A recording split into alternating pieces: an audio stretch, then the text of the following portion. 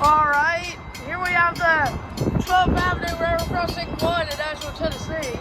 The road is closed, by the way, and for some reason these signals are going off with no train coming. I don't know why. And we're going to do a tour of the crossing while the signals are going off.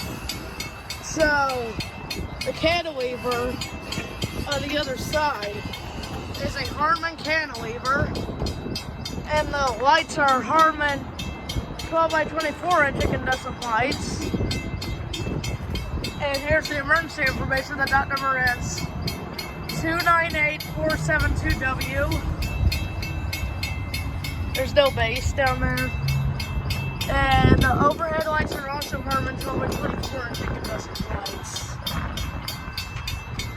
Now we're gonna head to the other signal real quick.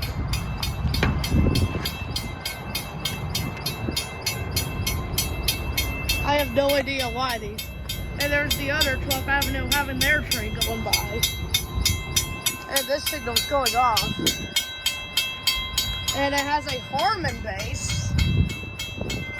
And there's the emergency information. Lights are Harman 12 by 24 inch lights. And then we're gonna go look at the bell, which is a Western Cullen Hayes mechanical bell.